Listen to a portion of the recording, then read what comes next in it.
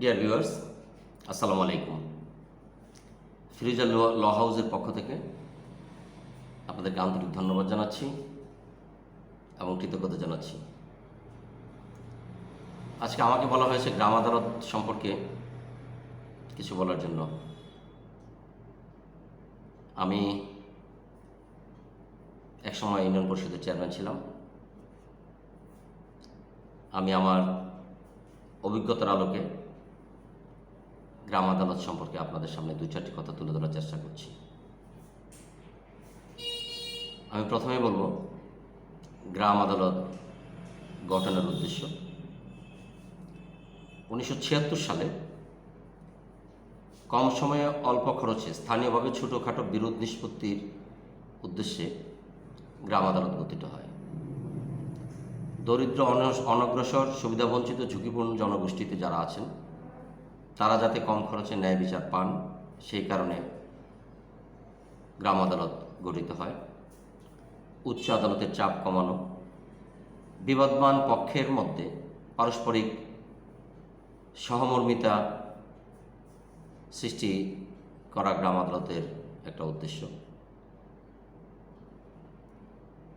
গ্রাম আদালতে আপনি যতটা সহজে বিচার পাবেন, উচ্চ আদালতে এতটা সহজে বিচার পাওয়া অনেক কঠিন। বিশেষ করে কোর্ট কাচারি, থানা, পুলিশি প্রতিবেদন, তদন্ত রিপোর্ট, এই সমস্ত বিষয়ের জন্য আপনাকে অপেক্ষা করতে হবে।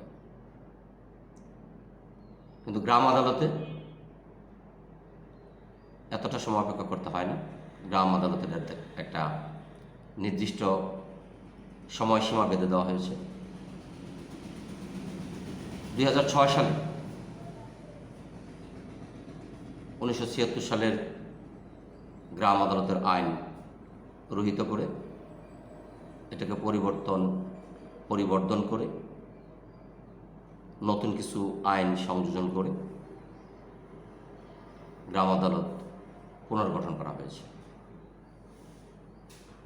গ্রাম আদালতে যে সমস্ত বিচার্য মামলা, আমি খুব সহজ ভাষায় বলছি, ছোটোখাটো অপরাধ যেমন চুরি, স্বামী স্ত্রীর দাম্পত্য কলহ, পারিবারিকভাবে বিষয় সম্পত্তি নিয়ে বিরোধ, প্রতিবেশীদের সাথে সম্পত্তি নিয়ে সীমানার বিরোধ,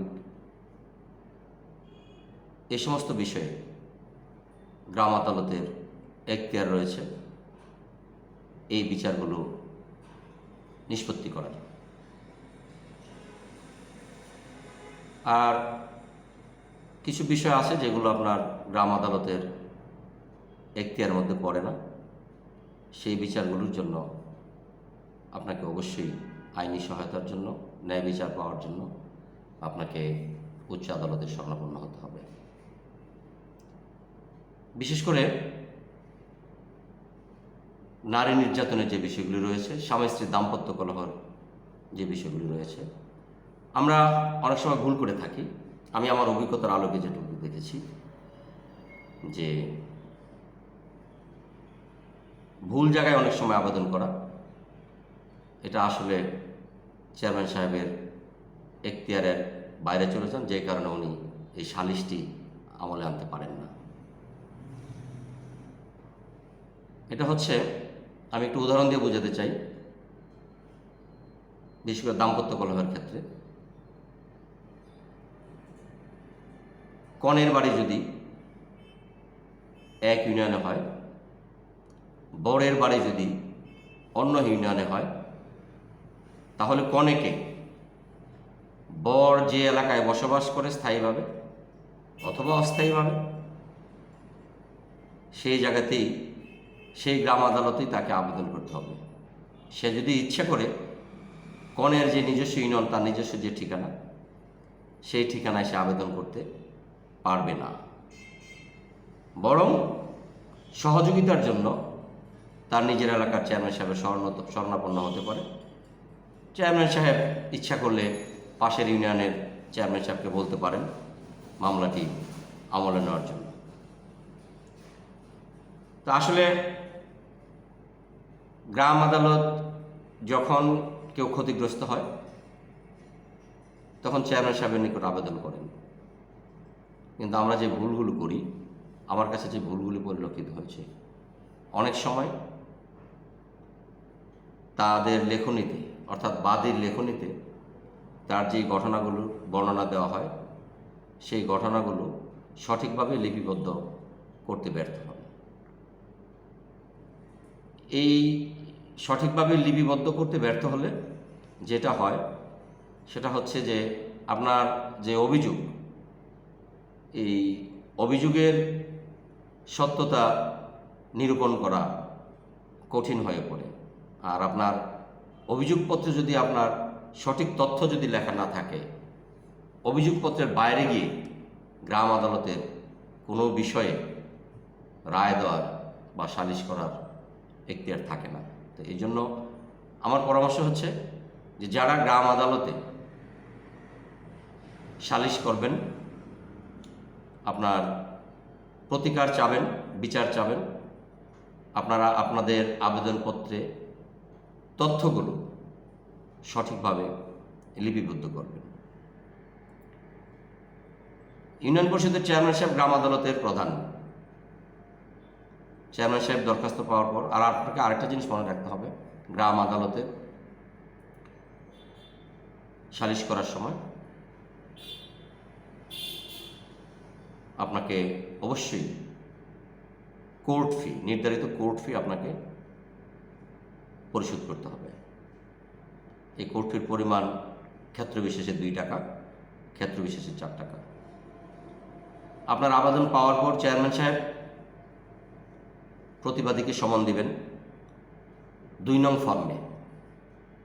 10 নং বিধি অনুযায়ী চেয়ারম্যান সাহেব প্রতিবাদীকে সমন দিবেন সালিশের তারিখ উল্লেখ করে।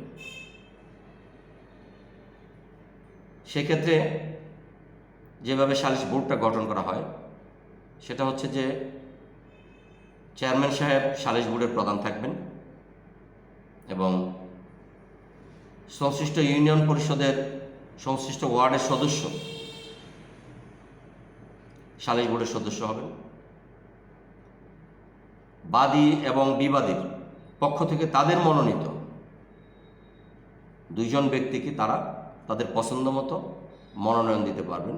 তাহলে কয়জন হলো? মোট 5 জন। চেয়ারম্যান সাহেব, বাদী বিবাদীর সংশ্লিষ্ট এলাকার 2 জন ইউনিয়ন পরিষদ সদস্য এবং তাদের মনোনীত 2 জন প্রতিনিধি, এই 5 জন মিলে গ্রাম আদালতের সালিশি বোর্ড গঠন করা হয়। এই 5 জন কোনো কোনো বিষয়ে একমত হইতে পারেন, আবার কেউ কেউ এই সালিশে এই রায়ে দ্বিমত পোষণ করতে পারেন। তবে রায়ে সেটা স্পষ্ট উল্লেখ থাকতে হবে যে সর্বসম্মতক্রমে এই রায়টি ঘোষণা করা হলো। আর যদি কেউ যদি এই রায়ের বিরুদ্ধে যদি ওনার কোনো বক্তব্য থাকে সেটাও উল্লেখ থাকতে হবে।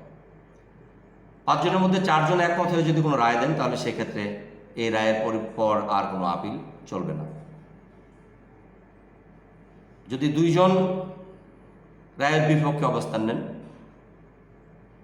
তাহলে সেটা আপিলযোগ্য।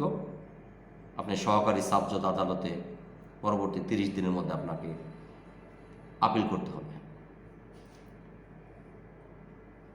তো গ্রাম আদালতের প্রথম অবস্থায় যে ক্ষতিপূরণ, আমরা যেটাকে অনেকে জরিমানাই বলি, গ্রাম আদালতের 2006 সালের যে আইন, এই আইনটাকে 2009 সালে এটাকে আবার কিছুটা সংশোধন করা হয়েছে। আগে ক্ষতিপূরণ বাবদ চেয়ারম্যান সাহেব সর্বোচ্চ গ্রাম আদালত থেকে 25,000 টাকা পর্যন্ত ক্ষতিপূরণের ডিগ্রি দিতে পারতেন।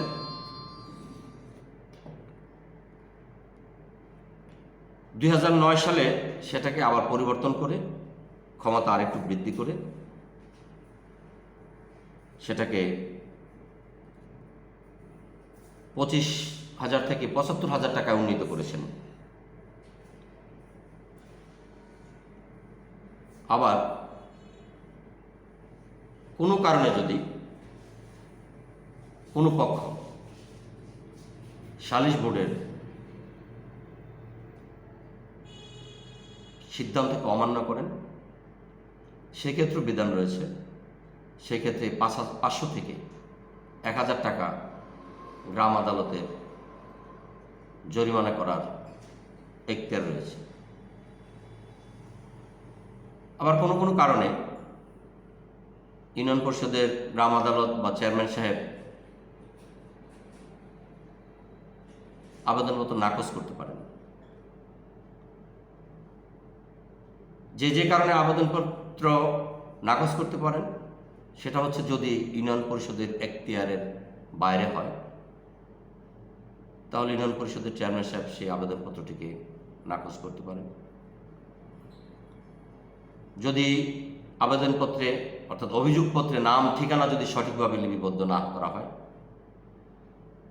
তাহলে চেয়ারম্যান সাহেব এই আবেদনপত্রটি নাকচ করতে পারেন।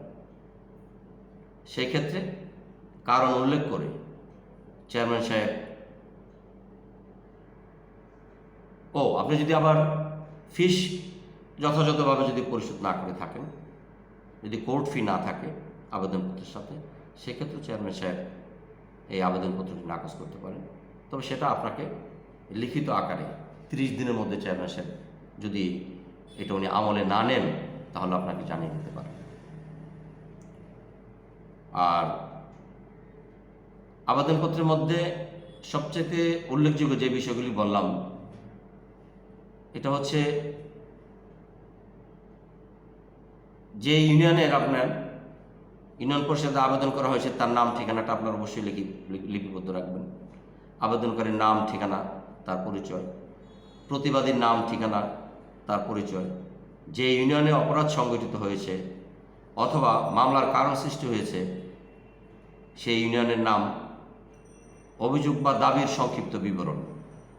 যে আমি যেটা বলেছিলাম যে আমরা অভিযোগটা অনেক সময় লিখতে যেয়ে ভুল করি, সঠিক অভিযোগটা আমরা লিখতে পারি না, গদ বাঁধা কিছু লেখা দিয়েই আমরা এটা শেষ করতে চাই। কিন্তু আপনাকে একটা জিনিস মনে রাখতে হবে যে অভিযোগপত্রের মধ্যে আপনার যেই কারণে আপনি ক্ষতিগ্রস্ত হয়েছেন, আপনি কারো দ্বারা নির্যাতিত হয়েছেন, কারো দ্বারা প্রতারিত হয়েছেন, কারো কাছ থেকে ঠকেছেন, দাম্পত্য কলহের বিভিন্ন কারণ আপনাকে অবশ্যই উল্লেখ করতে হবে।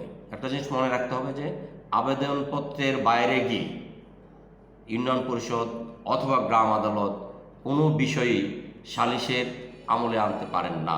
আপনাকে অবশ্যই এই বিষয়টা খেয়াল রাখতে হবে। তো চেয়ারম্যান সাহেব সালিশ বোর্ড গঠন করার পর আমি তো বললাম যেভাবে উনি রায় প্রদান করবেন। আর বাদী এবং বিবাদী এই জিনিসটা অনেক সময় হয়ে থাকে। আমার অভিজ্ঞতা থেকে বলছি যে আমাদের কাছে কেউ যদি অভিযোগ করে, ওই অভিযোগের প্রেক্ষিতে আমরা যদি প্রতিবাদীকে যদি নোটিশ করি বা নোটিশ যখন করেছি, তখন আমি আমার অভিজ্ঞতায় দেখেছি যে বাদী বিবাদী তারা আদালতে এসে বা আমাদের কাছে এসে তারা তাদের অপরাধ স্বীকার করেছে এবং নিজেরা তাদের এই বিরোধ নিষ্পত্তি করবে এরকম অঙ্গীকার করেছে। তখন কিন্তু আর গ্রাম আদালত গঠন করার প্রয়োজন পড়ে না। গ্রাম আদালতের ক্ষমতা যদিও অনেকটা কম মনে হচ্ছে, কিন্তু অনেক সময় গ্রাম আদালত অনেক ছোটোখাটো অনেক বিষয় নিয়েই আদালত গঠন করে জনগণের বিচার ব্যবস্থাকে জনগণের দ্বার গড়ায় পৌঁছে দেওয়ার ব্যবস্থা করতে পারে। বিশেষ করে সমাজের নারী নির্যাতনের বিষয়টা আমি বেশিরভাগ উল্লেখ করছি। নারীরা গ্রাম আদালত থেকে আমি যতদূর জানি যথেষ্ট পরিমাণ ন্যায় বিচার পেয়ে থাকেন। ইপটিজিং আমাদের সমাজের একটা বেদি।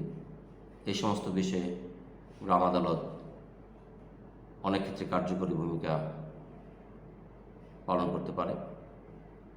শুধু একটা জিনিস পারে না, গ্রাম আদালত ইচ্ছা করলেই কাউকে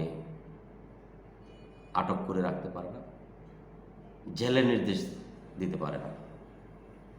তবে গ্রাম আদালতের এখতিয়ার বহির্ভূত কোনো বিষয় যদি হয়, তাহলে সেক্ষেত্রে আমরা যেটা করেছি, অনেক সময় সালিশ বোর্ডের একটা রেজলিউশন করে